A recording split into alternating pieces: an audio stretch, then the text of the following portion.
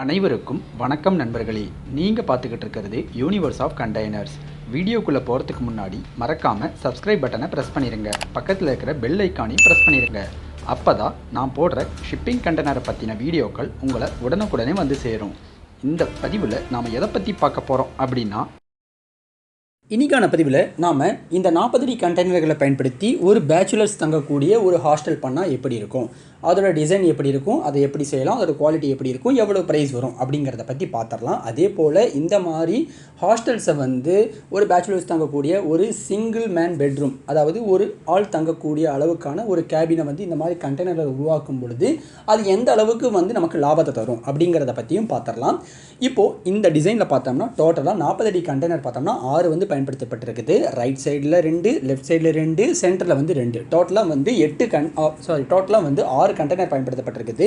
இப்போது இதில் ஒரு கண்டெய்னரில் பார்த்தோம்னா டோட்டலாக 3 கதவுகள் இருக்க மாதிரி டிசைன் பண்ணியிருக்கு. நாம் இந்த 40 அடி கண்டெய்னரை அப்படியே 10 அடி 10 அடியாக பிரித்தோம்னா டோட்டலாக ஒரு கண்டெய்னரில் நம்மளால் 4 கேபின் நம்மளால் பிரிக்க முடியும். ஒரு 10 அடி அகலத்தில் நம்மளால் ஒரு 4 கேபின் உருவாக்க முடியும். ஸோ டோட்டலாக ஒரு கண்டெய்னர் 4 அப்படிங்கும்பொழுது மேலே இருக்கிற ஒரு கண்டெய்னர் 4, கீழே இருக்கிற கண்டெய்னர் 4, டோட்டலாக 8 கேபின். ஸோ டோட்டலாக 3 சைடுக்கு மொத்தமாக ஒரு 24 கேபினை நம்மளால் இதில் கிரியேட் பண்ண முடியும். இப்போது இந்த மாதிரி 24 கேபினை இதில் பிரிக்கிறோம், இதில் உள்ள ஃபேப்ரிகேஷன் பண்ணுறோம் அப்படிங்கும் பொழுது இதுக்கு உள்ளே இந்த பார்ட்டிஷன் பிரிக்கிறதுக்கு அதுக்கப்புறம் இந்த எலக்ட்ரிக்கல் ஒர்க் மட்டும் தான் கொஞ்சம் டிஃபிகல்ட்டாக இருக்கும். மற்றபடி பார்த்தோம்னா உங்களுக்கு இந்த கண்டெய்னர் உங்களுக்கு ஆவரேஜான ஒரு குவாலிட்டியாகவே தரும்.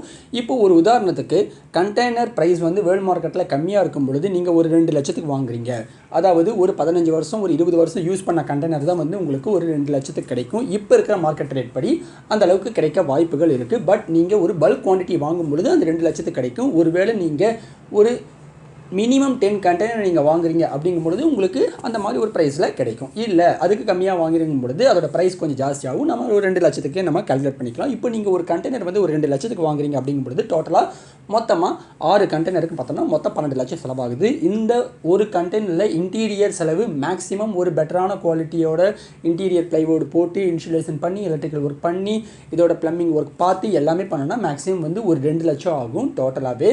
ஸோ டோட்டலாக ஒரு கண்டெய்னருக்கு நம்ம 4 லட்சம் வச்சா கூட டோட்டலாக 6 கண்டெய்னருக்கு நமக்கு ஒரு 24 லட்ச ரூபா ஆகுது. இந்த 24 லட்ச ரூபா செலவு பண்ணோம் அப்படின்னம்னா இந்த அமௌண்ட்டை எத்தனை இயரில் எடுக்க முடியும் அப்படிங்கிற விஷயம் ஒன்று. ஏன்னா எப்படி இருந்தாலும் இந்த கண்டெய்னர் நீங்கள் வாங்குறீங்க ஒரு 4 லட்சத்துக்கு இந்த மாதிரி ஒரு 40 ஃபீட் கண்டெய்னரில் 4 கேபினை பிரித்து நீங்கள் உள்ளே செட்டப் பண்ணும்பொழுது கண்டிப்பாக அதோட பட்ஜெட்டு மினிமம் 4 லட்சத்துலேருந்து மேக்ஸிமம் உங்களுக்கு ஒரு 5 to 5.5 lakhs வரைக்கும் போகக்கூடிய வாய்ப்புகள் இருக்குது. ஏன்னா பழைய கண்டெய்னர் நீங்கள் 2 லட்ச ரூபாய்க்கு எடுத்தீங்க அப்படின்னா அதில் சில ஒர்க்ஸ் ரிப்பேர் ஒர்க்ஸ் இதெல்லாம் இருக்கும், அதெல்லாம் பண்ணி தான் ஆகணும்.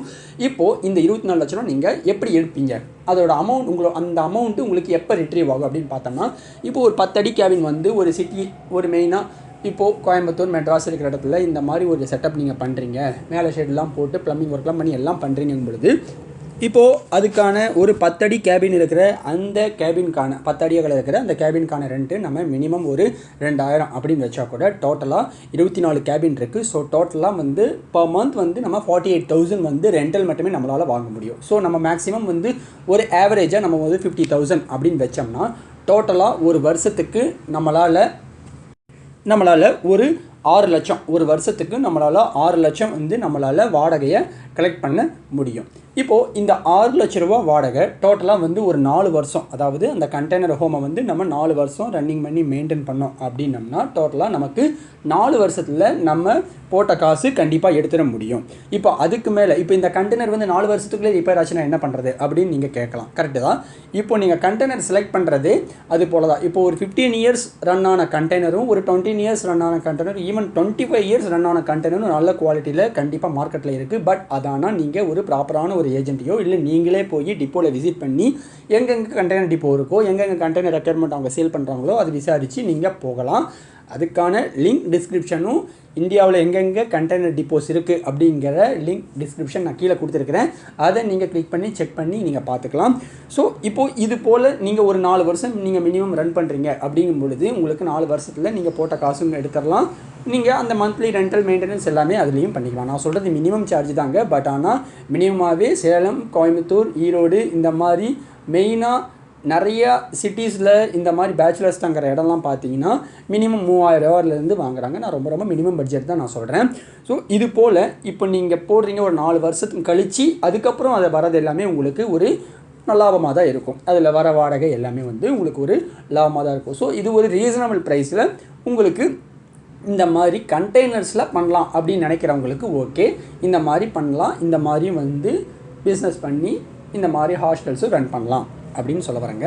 ஸோ இந்த வீடியோ உங்களுக்கு பிடிச்சிருந்ததுன்னா லைக் பண்ணுங்கள், ஷேர் பண்ணுங்கள், கமெண்ட் பண்ணுங்கள், மறக்காமல் சப்ஸ்கிரைப் பண்ணுங்கள். இது போல் ஒரு கண்டெய்னர் சேனல் இருக்கிறது உங்களோட நண்பர்களுக்கு தெரியப்படுத்துங்க. தேங்க்யூ.